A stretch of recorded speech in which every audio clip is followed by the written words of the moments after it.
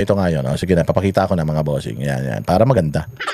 Sige, pasok. Ito daw si Mike Defensor ay Dirty Tricks Department. DTD. Tingnan ninyo kung gaano kabobo. Ito si Claire Castro. Mamamangha kayo. Putang ina. Akala nyo nakakita na kayo ng bobo? Hindi pa. Ngayon yung palang makikita. Pakinggan natin kung gaano katanga itong spokesperson ng Malacanang. Muling binira ng Malacanang ang kredibilidad ni former Congressman Mike Defensor. May pasaring din ang palasyo sa Lead Defense Council ni former President Rodrigo Duterte. Nagbabalik si Ivy Reyes para sa detalye. Muling bumanat ang Malacanang kay former Congressman and Duterte ally Mike Defensor. Sangkot din sa nasabing usapin ang isang secretary ng Ano na naman, nabubulol ka. Nagpagganyan kasi pagka nagsisinungaling eh. Sige, secretary ng Dirty Tricks Department. Dirty Tricks Department, may ganun ba? May Dirty Tricks Department ba? DTD, Dirty Tricks Department. Nagpapatawa siya pero hindi siya nakakatawa. Ano yung talagang department? Noon, na si Mike Defensor. What I mean is DENR, secretary pala siya dati. Utang ina niyan. So, bago siya mag-speech, itong tatanga-tanga na ito, nag-iisip siya. Kung ano kasi DENR, Department of Environment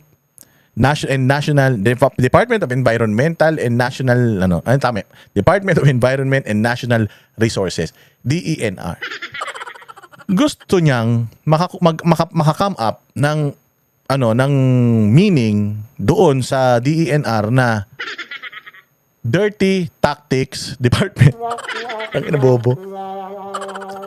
Wala siyang naisip na D, okay na yung D, dirty. Yung E, wala siyang maisip. Shit, wala akong maisip yung N na lang. D-E-N-N. Ano ba yun? Wala rin ako maisip D, department. D-N-R. R, ano yung R? Wala rin ako maisip. DTD na lang. Department of Tactics. Dirty Tactics Department na lang. Ang ina, magpapakul lang siya. Ano pa siya? Mali. DENR pala. Kutsa, kung ako gagawa, kahit ngayon, kaya kong gumawa eh. Kaya lang, ayoko baka may maisip ka eh. Department, DENR, dirty, engot, diba? Ganun, gagawa ka rin lang eh. Dirty, engot, dirty, engot, ano pa yung N? Namo. Dirty, engot, namo. R, ano yung R? Raulo.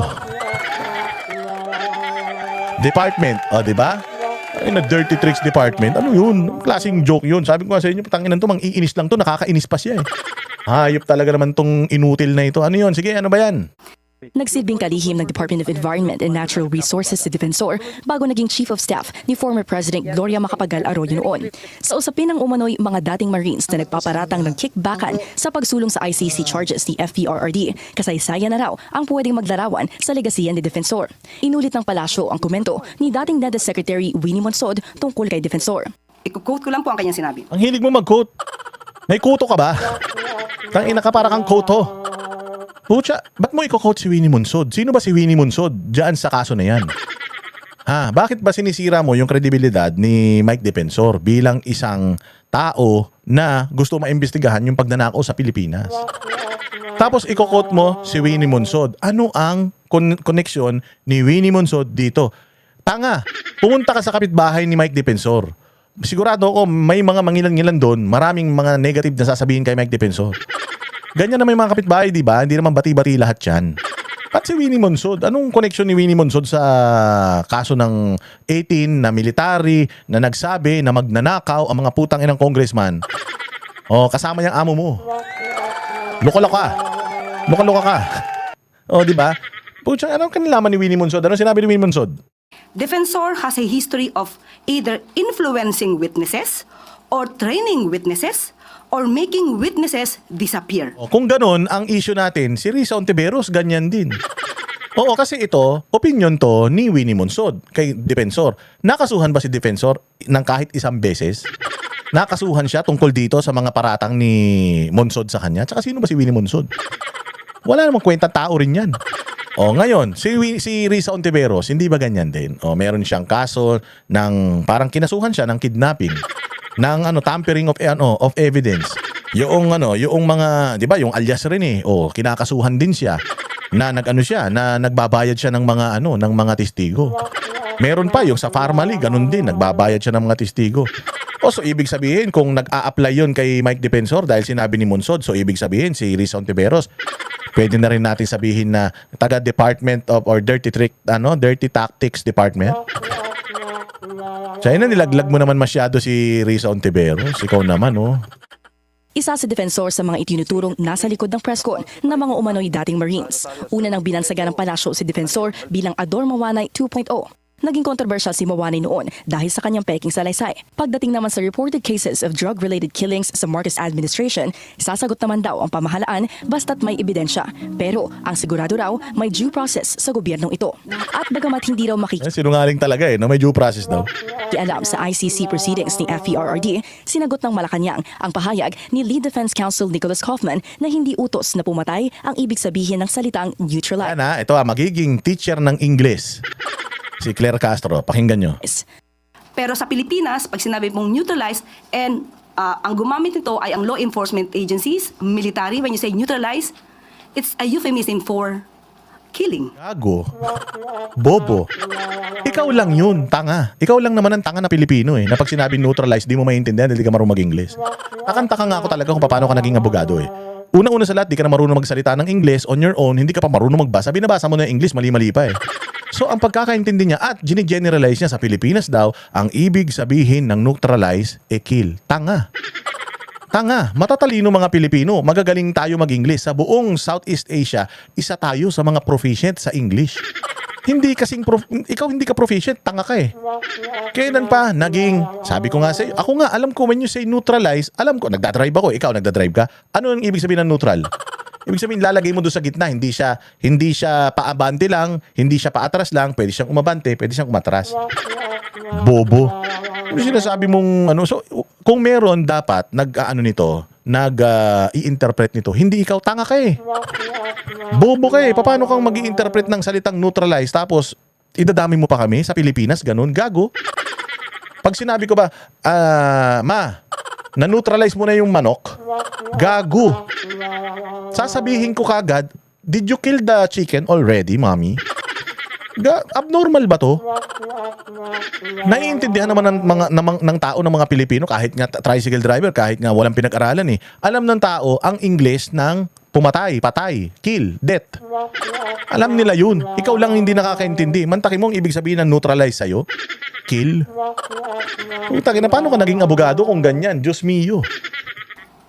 Pati yung word na tukhang, sa Filipino term, pag sinabi mo natukhang ka, o itotokhang ka, it means kill. Hindi.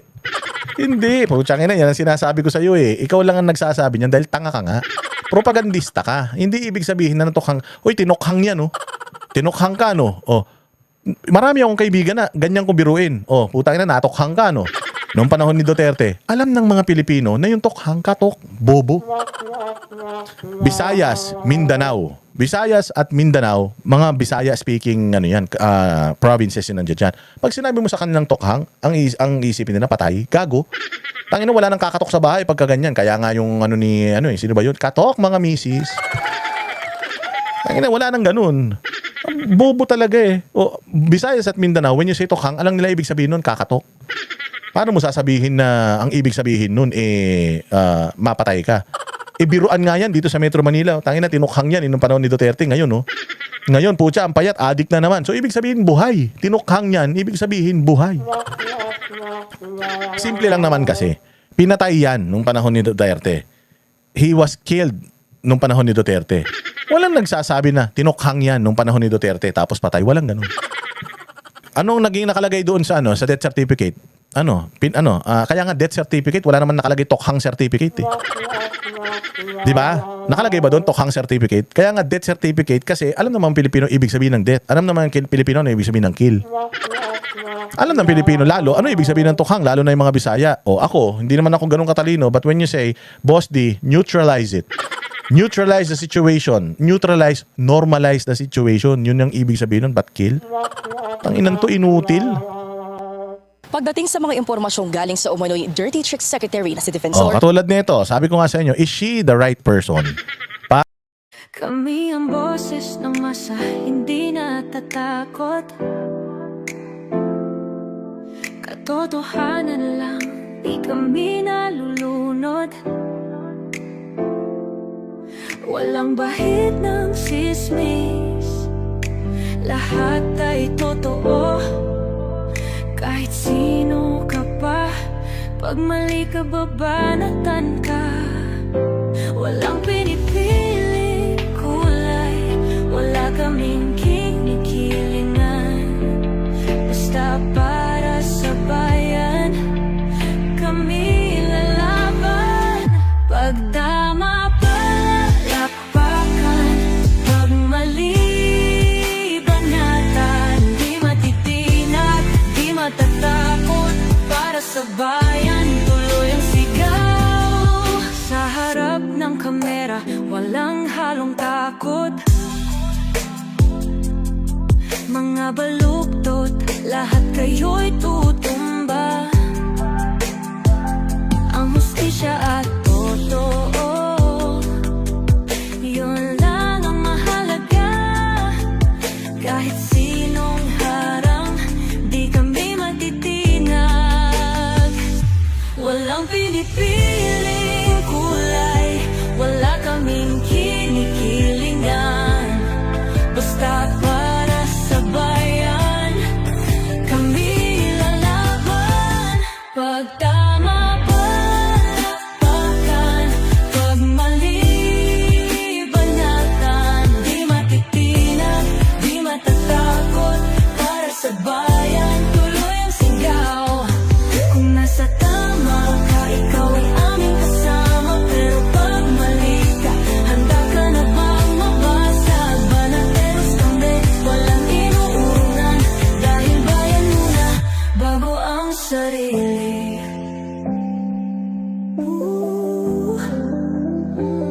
Bago ang sarili.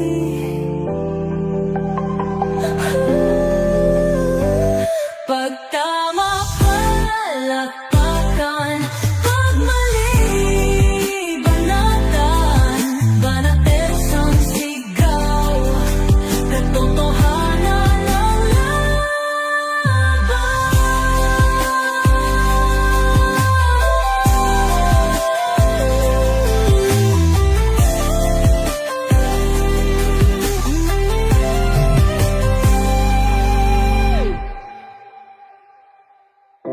sa harap ng kamera, walang